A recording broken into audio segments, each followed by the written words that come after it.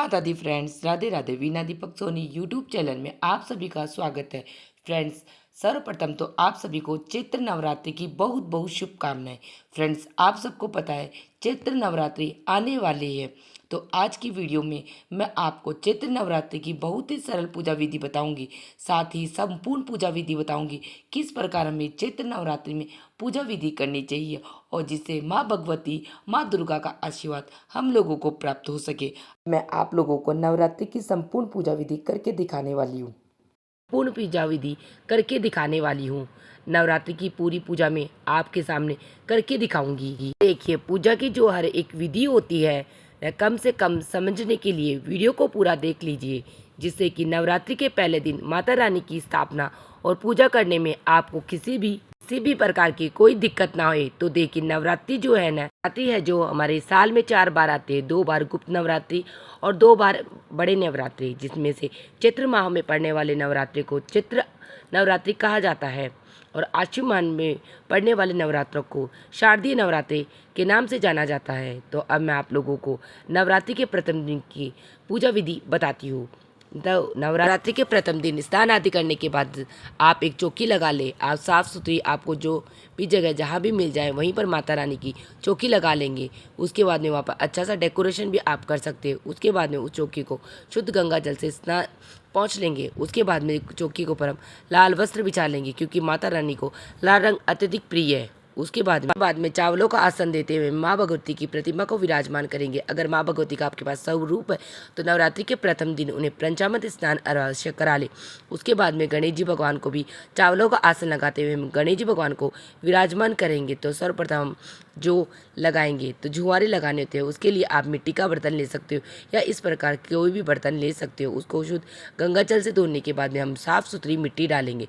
तो सर्वप्रथम उसमें तिलक कर देंगे। तिलक करने के बाद में आप उसमें साफ़ सुथरी मिट्टी डाल दें। साफ़ सुथरी मिट्टी डालने के बाद हम मिट्टी को थोड़ा सा गीला कर लेंगे। हमने जवारे लगाएंगे, वह अच्छे जवारे लगे, क्योंकि आप सबको पता है नवरात्रि में जवारे अच्छे उगते हैं, तो उससे हमारे घर में रिद्धि सिद्धि बनती है और घर में खुशहाली आती है। तो जवारे हमारी खुशहाली का प्रतीक होता है। तो हमें अच्छे से अच्छे जवारे उगाने थे। उसके लिए हमने मिट्टी को पहले गीली कर लिया। उसके बाद में आप 5-6 घंटे पहले ही जौ को भिगो के रख दें, जिससे हमें काली जौ होंगे वे पानी के ऊपर की तरफ आ जाएंगे और इन्हें निकाल देंगे। और जो नीचे अच्छे जौ होंगे जिनमें बीज होते हैं उन्हें हम मिट्टी में लगा देंगे, जिससे हमारे जुआरे अच्छे और बने। नवरात्रि में जुआरों का अत्यधिक महत्व होता है, तो इस प्रकार गीली जुआरें हम मिट्टी में लगा देंगे। और उसके बाद में थोड़ी सी मिट्टी हमने जो बचा के रखी है उस मिट्टी को उसके ऊपर लगा देंगे, जिससे हमारी मिट्टी जुआरे कवर हो जाएंगे। और इसके बाद में हमें जुआरे में एक साथ हम हाथों से धीरे धीरे मिट्टी को फैला देंगे, जिससे जुआरों के चारों तरफ मिट्टी आ जाएगी। इस प्रकार अगर हम जुआरे उगाते हैं तो हमारे जुआरे बहुत ही अच्छे उगते हैं। और उसके बाद में हम जुआरे को थोड़े छींटे मार के पानी डालें। अगर हम धार में पानी डालेंगे तो वह पानी ऊपर तैरने लग जाएगा, जिससे हमारे जुआरों में बुफन आ जाएगी और जुआरे भी अच्छे नहीं होंगे। उसके बाद में मोली रूपी कलावा लेके हम हमारे जुआरे के कलश के ऊपर कंठ में बांध लेंगे। उसके बाद में जुआरे को हम तिलक कर देंगे। तो रोली और हल्दी से तिलक करना अत्यधिक शुभ होता है और अच्छा फलदायी भी होता है। तो यहाँ पे आप 9 माता भगवती का नाम लेते हुए 9 टिक्की लगा दें, क्योंकि आप सबको पता है माँ भगवती के 9 स्वरूप होते हैं। तो अगर हम जुआरों के ऊपर 9 टिक्की लगा देते हल्दी कुमकुम से, ये तो बहुत ही शुभ फलदायी होती है और माता रानी को हल्दी भी अत्यधिक प्रिय है। उसके बाद में हम जुआरे को माता के दाहिने हाथ की तरफ विराजमान कर देंगे, क्योंकि बाएं हाथ की तरफ हमें गट की स्थापना करनी है। उसके बाद में मैंने हल्दी और कुमकुम से 9 टिकियाँ लगा दी है माँ भगवती का नाम लेके, और ये हमारे जुआरे हो गए। इनको हम माँ के बाएं दाएं हाथ की तरफ विराजमान कर देंगे। बाद में नवरात्रि में घट स्थापना का अत्यधिक महत्व है। घट स्थापना के लिए आप मिट्टी, तांबा, पीतल, कांसी किसी का भी कलश ले सकते हैं। तो सर्वप्रथम हम गंगा जल डाल देंगे। उसके बाद में शुद्ध हम कंठ तक भर लेंगे। उसके बाद में हम 5 चीज़ें, सुपारी, हल्दी की गांठ और लौंग, इलायची और सिक्का, ये 5 में हमें चीज़ें हमें कलश स्थापना में डालनी होती है। अगर आप लौंग इलायची नहीं, क्योंकि माता रानी को लौंग इलायची अत्यधिक प्रिय है, तो कलश की स्थापना में भी उस लौंग इलायची डालने बाद में कलश की कंठ पर हम मोली रूपी कलावा बांध देंगे और उसके बाद में उसके 5 पल्लव डाल देंगे। अगर आपके पास 5 आम के पत्ते हो तो बहुत अच्छी बात। अगर आपको 5 आम के पत्ते न मिले तो आप 5 अशोक के पत्ते भी ले सकते हो। उसके बाद में सभी पत्तों पर हमें तिलक लगाना है। तो हम यहाँ पे कुमकुम और हल्दी से तिलक लगाएंगे, क्योंकि माता रानी को आपको मैंने बताया कि कुमकुम और हल्दी अत्यधिक प्रिय है। कि उसके बाद में कुमकुम और हल्दी लगाने के बाद में ये पंच पल्लव जो हमारे तैयार हो गए, कलश के अंदर डाल देंगे पांचों एक एक करके, जिससे हमारे कलश की स्थापना अत्यधिक सुंदर लगे। उसके बाद में हमें कुमकुम से स्वस्तिक बनाना होता है। ये कुमकुम से स्वस्तिक बनाना अत्यधिक शुभ फलदायी होता है और अच्छा भी होता है। उसके बाद में हमें कलश पर नारियल की स्थापना करनी होती है, तो हमें पहले पानी वाला नारियल देख के लेके आ जाना चाहिए और पानी वाले नारियल पे इस प्रकार मूली रूपी कलावा बांध के भी हम कलश की स्थापना कर सकते हैं। या आप चुनरी, जिस प्रकार हमने माता रानी के लिए चुनरी लेते हैं, उसी प्रकार कलश की स्थापना के लिए भी हम चुनरी ले सकते हैं। जो हमें नई चुनरी लेनी होती है और इस चुनरी को उस कलावा के ऊपर अच्छे से बांध के हम इस पर जो हमने कलश स्थापित किया है सीधा खड़ा कर देंगे। अगर आप सीधा नारियल रखना चाहते हो तो नारियल का मुख हमेशा ऊपर की तरफ होना चाहिए। उसके बाद में अब हम कलश की स्थापना करेंगे, तो उससे पहले हमें चावल का अष्टदल कमल बनाना होता है। या आप चावल का फूल भी बना सकते हो, या चावल का आप स्वस्तिक भी बना सकते हो, या चावल की ढेरी के ऊपर भी आप कलश की स्थापना कर सकते हो। उसके बाद में की स्थापना के बाद में अब हमें जोत प्रज्वलित करनी होती है, तो आप यहाँ पे अखंड जोत भी प्रज्वलित कर सकते हैं या नॉर्मल जोत भी प्रज्वलित कर सकते हैं। तो यहाँ पे मैं अखंड जोत प्रज्वलित करी, जो हमें 1.25 हाथ जितनी बनानी होती है। तो जोत के नीचे भी अष्टदल कमल बनाया जाता है।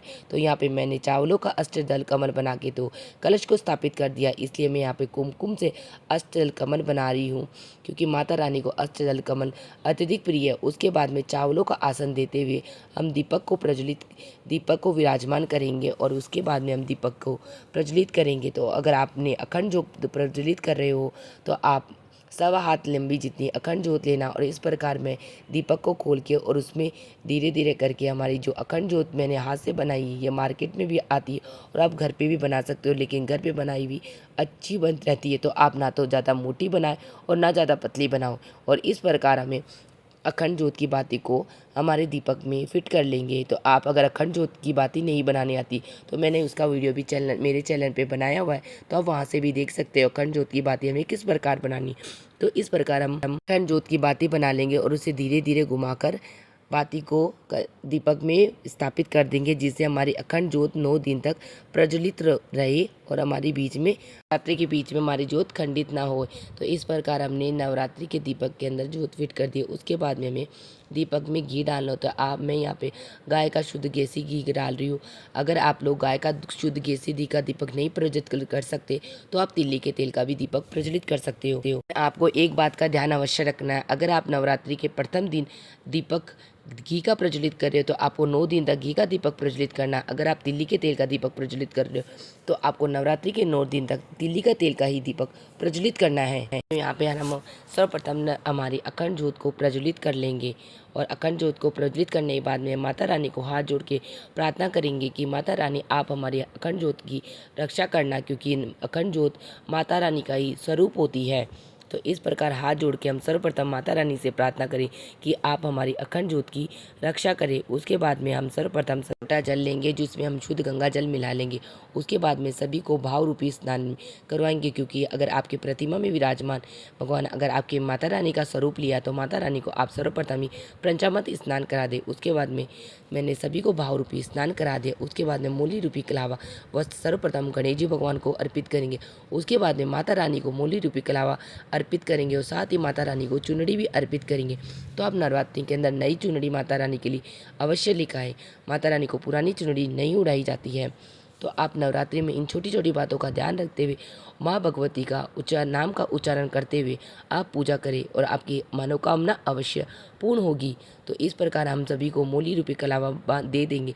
उसके बाद में सभी को कुमकुम का तिलक करेंगे। तो सर्वप्रथम गणेश जी भगवान को तिलक करें, उसके बाद में माँ भगवती को तिलक करें, भगवती अर्थात माता दुर्गा को तिलक करेंगे। उसके बाद में माँ भगवती के 9 स्वरूपों की माता रानी उन सभी को तिलक करेंगे और हम यहाँ पे शेर को भी तिलक करेंगे। उसके बाद में कलश को भी तिलक करेंगे। हमने जो बोए उन जो को भी, दीपक को, सभी को इस प्रकार हमें कुमकुम से तिलक करना। उसके बाद में सभी को अक्षत अर्पित करेंगे। तो अक्षत खंडित नहीं होने चाहिए, कभी भी पूजा में खंडित अक्षत नहीं इस्तेमाल किए जाते। तो आप पूजा में अक्षत का अत्यधिक महत्व होता है, माता रानी को अक्षत भी अत्यधिक प्रिय है।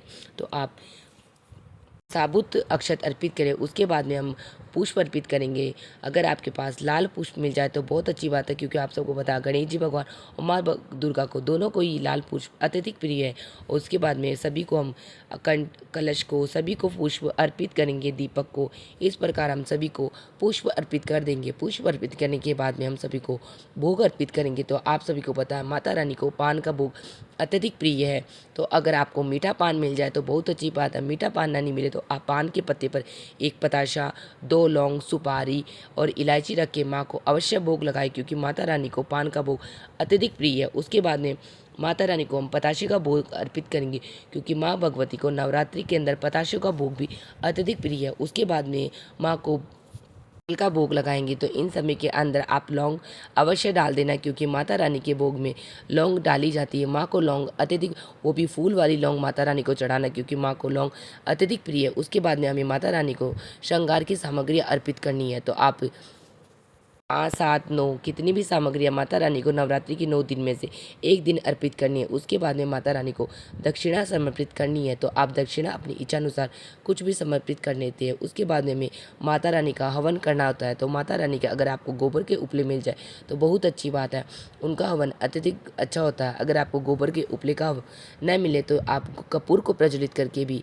हवन कर सकते हैं, क्योंकि माता रानी के नवरात्रि में हवन का अत्यधिक महत्व है। तो सर्वप्रथम हमें नवरात्रि के हवन के अंदर 5 या 7 या 9 आहुतियाँ लगाकर शुद्ध देसी घी की लगानी है। उसके बाद में 2 लौंग का फूल का जोड़ा हमें हवन में समर्पित करना होता है, क्योंकि माता रानी के हवन में लौंग का अत्यधिक महत्व है। उसके बाद में हमें माता रानी को जो भी भोग सामग्री हमने अर्पित की है वह सभी भी हमें हवन में डालनी होती है। उसके बाद माता रानी को जो मीठा पान या पान के पत्ते पे पान, सुपारी, लौंग, इलायची, चढ़ाई, सुपारी, यह सभी का पान का बीड़ा बनाकर माता रानी के हवन में हमें चढ़ाना होता है, क्योंकि कहा जाता है कि हवन में सामग्री अर्पित करने से सीधा देवताओं को प्राप्त होती है। तो हमें जो भी हमने भोग सामग्री माता रानी को अर्पित किया उन सभी का हवन, सभी भोग सामग्री को हवन में अर्पित करना। उसके बाद में अगर आपके पास हवन सामग्री हो तो आप हवन सामग्री को भी हवन में अर्पित कर सकते हो। तो इस प्रकार ये छोटा सा हवन हमें नवरात्रि के प्रथम दिन से लेकर 9 दिन तक प्रतिदिन करना होता है। उसके बाद में हम थोड़ा सा जल लेके हाथ में हवन के ऊपर से 2 अर्घ घुमा देंगे, जिससे हवन हमारा पूर्ण हो जाए। उसके बाद में माता रानी, भगवती और गणेश जी भगवान की आरती चलानी है। तो ये अखंड जोत हमने जो प्रज्वलित की है उसे हमें 9 दिन तक बिल्कुल भी हिलाना नहीं है। उसके बाद में हम अलग से दीपक प्रज्वलित करके सर्वप्रथम गणेश जी भगवान की आरती करेंगे। उसके बाद में माँ भगवती की आरती करेंगे। जो आपको आरती आए वह बस श्रद्धा, विश्वास और प्रेम के साथ माँ भगवती कर लेना। उसके बाद में आरती करने के बाद में आप दुर्गा चालीसा, दुर्गा सप्तशती और माता रानी के ये सभी पाठ जो आप करना चाहते हो तो आप कर सकते हो। उसके बाद में 1 लोटा जल जो हमने चढ़ाया था माता रानी को, उस लोटे से थोड़ा सा जल लेके हम जवारे के ऊपर छींटे मार देंगे और बचे हुए जल से हम सूर्य देव को अर्घ दे देंगे। हमारे जवारे अत्यधिक अच्छे बनेंगे। उसके बाद में जो बचे हुए जल से हम सूर्य देव को अर्घ दे देंगे, और हम शाम के समय पूजा कर रहे हो तो बचे हुए जल से हम चंद्रमा को अर्घ देंगे। उसके बाद में अपनी गलतियों के लिए माता रानी से हाथ जोड़ के प्रार्थना करेंगे। अगर माता रानी, अगर मेरी पूजा पाठ में कोई कमी या गलती हो गई हो तो उसके लिए आप मुझे माफ़ कर देना, और माता रानी मैंने जो आपकी अखंड जोत प्रज्वलित की है उसकी आप रक्षा करना, क्योंकि ये अखंड जोत की रक्षा करने वाली माता रानी होती है। हम तो आम इंसान हैं, क्या इसकी क्या रक्षा कर पाएंगे। तो माता रानी से ही प्रार्थना करेंगे कि माँ भगवती आप मेरी इस अखंड जोत की रक्षा भी करना और मेरी मनोकामना को भी पूर्ण करना। इस प्रकार नवरात्रि के प्रथम दिन हम पूजा करेंगे। इस प्रकार हम नवरात्रि के प्रथम दिन पूजा करते हैं तो हमारी जो भी मन की इच्छा, मनोकामना होती है माँ भगवती अवश्य पूर्ण करती है। तो आप सबको मेरी नवरात्रि के प्रथम दिन की पूजा विधि की वीडियो कैसी लगी तो मुझे कमेंट बॉक्स में जय माता दी लिख के ज़रूर बताना। और मेरी वीडियो आप लोगों के लिए थोड़ी सी भी यूज़फुल है तो प्लीज़ वीडियो को लाइक कर लेना और चैनल को सब्सक्राइब कर लेना, जिससे आने वाली वीडियो का नोटिफिकेशन आप लोगों को मिल सके। वीडियो देखने के लिए आप सभी को धन्यवाद। जय माता दी। मिलते हैं नेक्स्ट वीडियो में।